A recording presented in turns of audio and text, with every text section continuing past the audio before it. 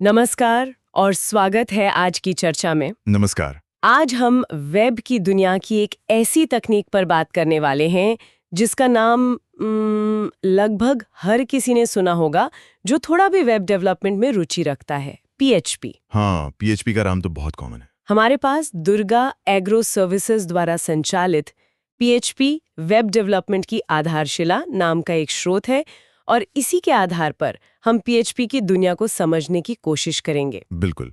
PHP उन भाषाओं में से जिसने इंटरनेट को वैसा बनाने में मदद की जैसा हम आज देखते हैं, मतलब इंटरैक्टिव और डायनामिक। हाँ, और अक्सर सुनने को मिलता है कि अगर वेबसाइट बनानी है, खासकर ऐसी जो सिर्फ जानकारी दिखाने से ज्यादा कुछ करे। हाँ, इंटरैक्टिव वाली। बिल्कुल, तो पीएचपी सीखना चाहिए। पर क्यों? आज का हमारा मिशन यही समझना है। पीएचपी क्या भला है, पर्दे के पीछे ये काम कैसे करती है और आज भी ये इतनी जरूरी क्यों है जबकि नई नई टेक्नोलॉजीज रोज आ रही हैं। तो चलिए स्रोत के जरिए सफर पर निकलते हैं। हमारा लक्ष्य है पीएचपी की बुनियाद को पकड़ना। यह सिर्फ एक भाषा का नाम नहीं है, बल्कि एक पूरी कार्यप्रणाली है जिससे वेबसाइटें, कहना चाहिए, जीवंत होती हैं। हम देखेंगे कि ये कैसे स्थिर वेब पेजों से आगे बढ़कर डायनामिक अनुभव तैयार करती है। तो एकदम शुरुआत से शुरू करते हैं। पीएचपी का पूरा नाम क्या है? स्रोत में लिखा है हाइपर टेक्स्ट प्री प्रोसेसर। सुनने में थोड़ा तकनीकी लगता है। हाँ, है तो थोड़ा। इसका मतलब क्या हुआ? देखिए, नाम थोड़ा अनोखा है, सही कहा, लेकिन काम की बात यह है कि यह एक सर्वर साइड स्क्रिप्टिंग भाषा है। Okay, server side.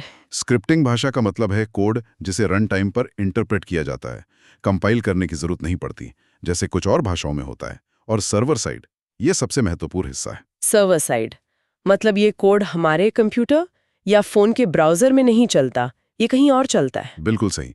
ये कोड वेब सर्वर पर चलता है, वो शक्तिशाली कंप्यूटर जहां वेबसाइट होस्ट की जाती है। अच्छा। जब आप किसी पीएचपी वाली वेबसाइट को खोलते हैं तो आपका ब्राउजर सर्वर को रिक्वेस्ट भेजता है। सर्वर उस रिक्वेस्ट को पीएचपी इंजन के पास भेजता है। पीएचपी कोड चलता है, अपना काम करता है। जैसे डेटाबेस से जानकारी निकालना। हाँ, बिल्कुल, जैसे डेटाबेस से जानकारी निकालना, और फिर नतीजा एक सादे HTML पेज के रूप में वापस आपके ब्राउजर को भेज देता है। अच्छा, तो मतलब जो जादू पीएचपी कर रहा है वो सर्वर पर ही हो जाता है? हाँ, और हमारे ब्राउजर को सिर्फ फाइनल प्रोडक्ट यानी HTML मिलता है। स्रोत में एक बढ़िया तुलना है। एक स्थिर HTML पेज हमेशा एक जैसा दिखेगा, जैसे कोई छपा हुआ पोस्टर। लेकिन पीएचपी वाला पेज बदल सकता है। जैसे अगर आप किसी साइट पर लॉगिन करते हैं तो आपको नमस्ते आपका नाम दिखता है, किसी और को कुछ और। ये पीएचपी की वजह से है। एकदम सही उदाहरण है। यही पीएचपी का कमाल है, वेबसाइट को स्टैटिक यानी स्थिर से डायनामिक यानी गतिशील बनाना। स्टैटिक पेज सिर्फ जानकारी देते हैं, डायनामिक पेज आपके साथ इंटरैक्ट कर सकते हैं। सोचिए, फेसबुक या कोई ऑनलाइन स्टोर, हर किसी को वही चीजें नहीं दिखती। सही। आपका न्यूज़ फीड आपके दोस्तों और पसंद के हिसाब से होता है। स्टोर में आपकी पिछली खरीदारी के आधार पर सुझाव दिख सकते हैं। ये सब सर्वर साइड प्रोसेसिंग से ही संभव है, और पीएचपी इसमें माहिर है। ये वेबसाइट को सिर्फ जानकारी का स्रोत नहीं, बल्कि एक इंटरैक्टिव एप्लीकेशन बना देता है। तो ये प्रक्रिया थोड़ी और विस्तार से समझते हैं। मान लीजिए मैंने एक ऑनलाइन दुकान खोली जो पीएचपी में बनी है, और कोई ग्राहक आया। जब वो किसी प्रोडक्ट पेज पर क्लिक करता है तो क्या होता है? बहुत अच्छा सवाल। जब ग्राहक क्लिक करता है तो ब्राउजर सर्वर को उस प्रोडक्ट पेज का यूआरएल भेजता है। ठीक है। सर्वर देखता है कि ये एक पीएचपी पेज है। हाँ। अब पीएचपी इंजन हरकत में आता है। वो पीएचपी कोड को पढ़ता है। कोड में शायद लिखा होगा, इस प्रोडक्ट आईडी के लिए डेटाबेस से जानकारी निकालो, नाम, कीमत, विवरण स्टॉक में है या नहीं। यानी पीएचपी डेटाबेस से बात करता है। हाँ, ये इसकी एक बड़ी ताकत है। पीएचपी डेटाबेस से जानकारी मांगता है। अच्छा। डेटाबेस जानकारी वापस भेजता है। फिर पीएचपी कोड उस जानकारी को एक साफ सुथरे HTML स्ट्रक्चर में सजाता है। प्रोडक्ट का नाम कहाँ दिखेगा, कीमत कहाँ, बटन कहाँ होगा, वगैरह। ये सब सर्वर पर ही हो रहा है। जब ये HTML तैयार हो जाता है, सर्वर इसे ग्राहक के ब्राउजर को भेज देता है, और ब्राउजर उसे दिखा देता है। हाँ, ब्राउजर को सिर्फ HTML मिलता है और वो उसे स्क्रीन पर दिखा देता है। और ग्राहक को कभी पता नहीं चलता कि पर्दे के पीछे पीएचपी और डेटाबेस ने मिलकर ये सब किया। उन्हें बस सुंदर सा प्रोडक्ट पेज दिखता है। ठीक कहा। और ये सिर्फ सफाई की बात नहीं, सुरक्षा की भी बात है। ओह, सुरक्षा कैसे? क्योंकि असली पीएचपी कोड सर्वर पर ही रहता है, वो ग्राहक के कंप्यूटर तक कभी नहीं पहुंचता। अच्छा।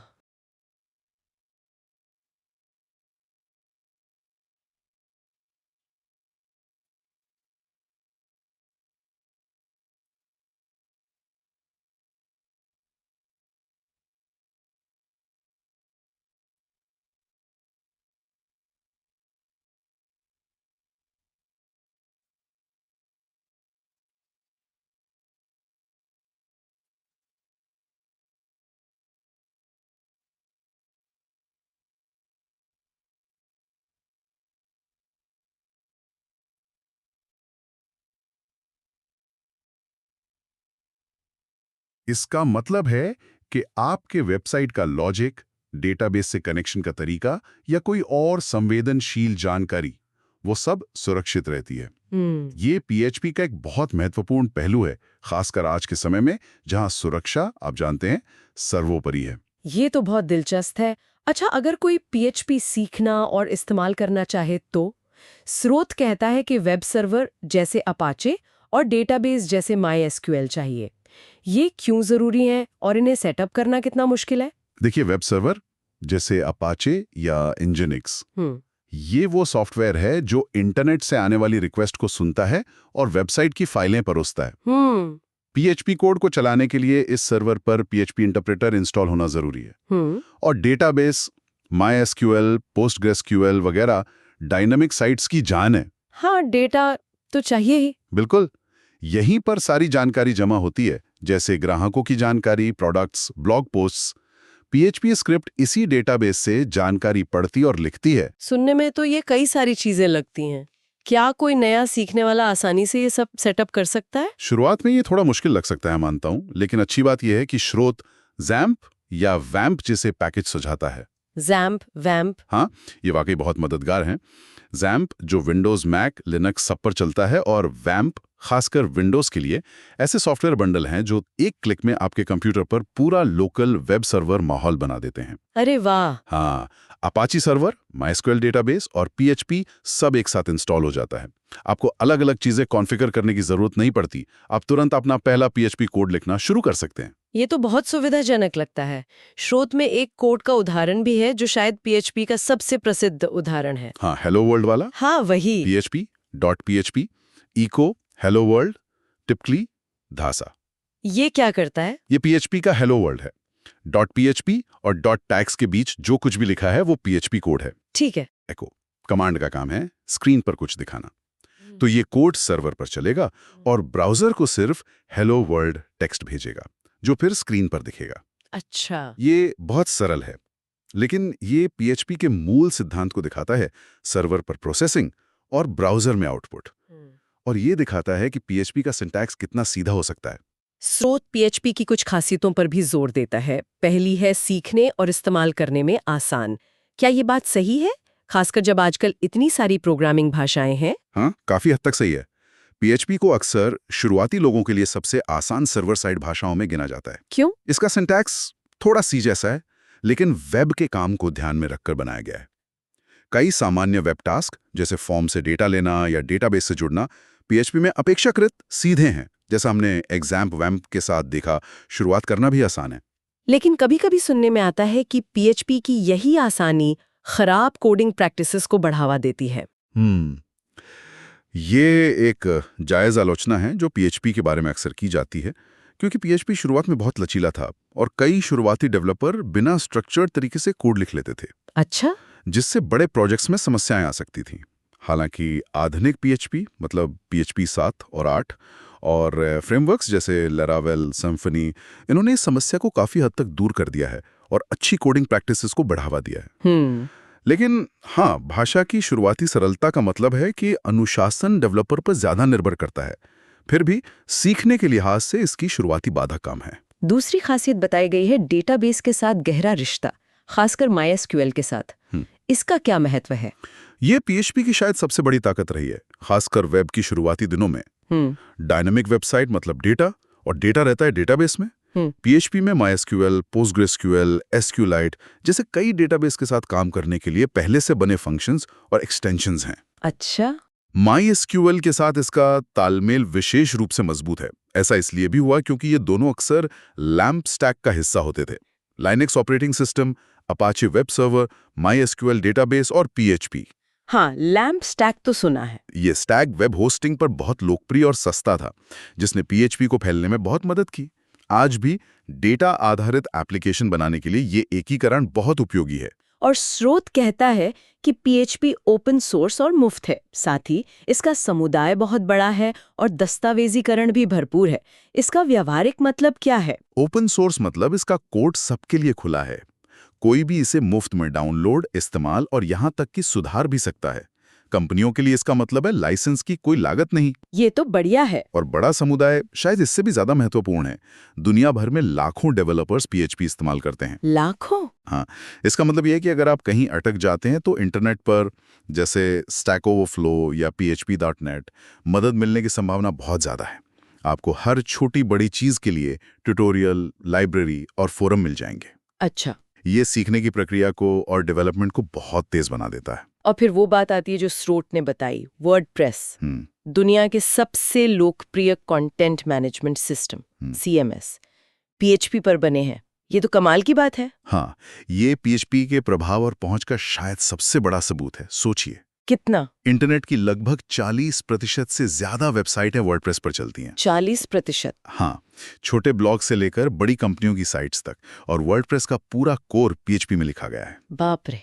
इतना ही नहीं, जूमला, ड्रूपल जैसे और भी बड़े CMS PHP पर ही आधारित हैं।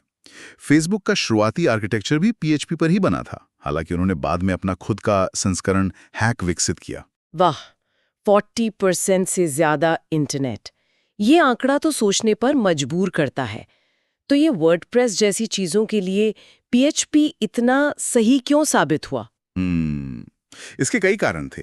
एक तो जैसा हमने कहा, PHP सीखना और शुरू करना आसान था। हाँ। दूसरा, उस समय की वेब होस्टिंग सेवाओं पर PHP आसानी से उपलब्ध था और सस्ता था। ठीक। तीसरा, PHP का HTML के साथ घुल-मिल जाना आसान था, जिससे डिजाइनर और डेवलपर मिलकर काम कर सकते थे, जिसे टेम्पलेटिंग कहते हैं। अच्छा। इन सब वजहों से वर्डप्रेस जैसे सिस्टम, जो लोगों को बिना कोड लिखे वेबसाइट बनाने की सुविधा देना चाहते थे, उनके लिए PHP एक स्वाभाविक पसंद बन गया।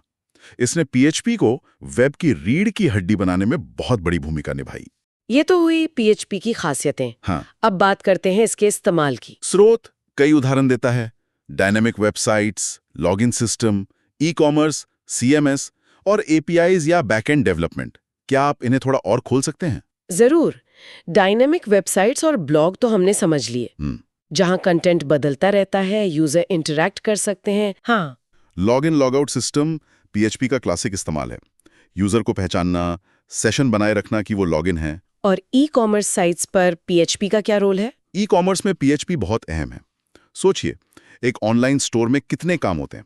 हजारों प्रोडक्ट्स को डेटाबेस से दिखाना, उन्हें कैटेगरी में बांटना, यूजर को कार्ट में सामान डालने देना, स्टॉक चेक करना, ऑर्डर लेना, ग्राहक की जानकारी सेव करना। पेमेंट भी तो होती है। हाँ, और फिर पेमेंट गेटवे जैसे कि बैंक या पेपैल, स्ट्राइप से सुरक्षित तरीके से पेमेंट करवाना। यह सारा लॉजिक इन्वेंट्री मैनेजमेंट से लेकर ऑर्डर प्रोसेसिंग तक अक्सर PHP स्क्रिप्ट संभालती हैं। अच्छा। वूकॉमर्स, जो वर्डप्रेस का सबसे लोकप्रिय ई-कॉमर्स प्लगइन है, वो भी PHP पर ही चलता है। CMS की बात हो गई। ये APIs और बैकएंड डेवलपमेंट क्या है? आजकल ये शब्द बहुत सुनाई देते हैं। ये PHP का एक और महत्वपूर्ण पहलू है, खासकर आधुनिक वेब डेवलपमेंट में। कैसे? आजकल बहुत सारी वेबसाइटें और मोबाइल ऐप्स ऐसे बनते हैं जिनका फ्रंट एंड, जो यूजर को दिखता है, वो जावास्क्रिप्ट के फ्रेमवर्क्स जैसे रिएक्ट, एंगुलर, व्यू में बनता है। हाँ, ये नाम सुने हैं। ये फ्रंट एंड बहुत इंटरैक्टिव और स्मूथ होता है, लेकिन इसे डेटा तो चाहिए। ये डेटा कहाँ से आता है? सर्वर से। हाँ, सर्वर पर चल रहे बैकएंड से। और ये फ्रंट एंड और बैकएंड आपस में बात कैसे करते हैं? APIs के जरिए। APIs, application programming interfaces. बिल्कुल। PHP का इस्तेमाल अक्सर इन APIs को बनाने के लिए किया जाता है। जब फ्रंट एंड को यूजर की जानकारी चाहिए या कोई नया डेटा सेव करना है, तो वो बैकएंड API को एक रिक्वेस्ट भेजता है। ठीक है। PHP स्क्रिप्ट उस रिक्वेस्ट को लेती है, जरूरी काम करती है, जैसे डेटाबेस से पूछना या उसमें लिखना, डेटा वैलिडेट करना, और फिर नतीजे को JSON जैसे फॉर्मेट में वापस फ्रंट एंड को भेज देती है। अच्छा। तो PHP सिर्फ HTML पेज बनाने तक ही सीमित नहीं है। ये आधुनिक वेब एप्लीकेशंस का दिमाग या इंजन भी हो सकता है। अच्छा, तो मतलब PHP सिर्फ वेबसाइट दिखाने के लिए नहीं, बल्कि मोबाइल ऐप्स और जटिल वेब ऐप्स के बैकएंड को पार देने के लिए भी इस्तेमाल होता है। बिल्कुल। अगर हम बड़ी तस्वीर देखें तो PHP वेब के इंफ्रास्ट्रक्चर का एक बहुत बड़ा हिस्सा है। साधारण ब्लॉग से लेकर बड़ी ई-कॉमर्स साइट्स, सोशल मीडिया के कुछ हिस्सों और जटिल वेब एप्लीकेशंस के बैकएंड तक PHP हर जगह मौजूद है।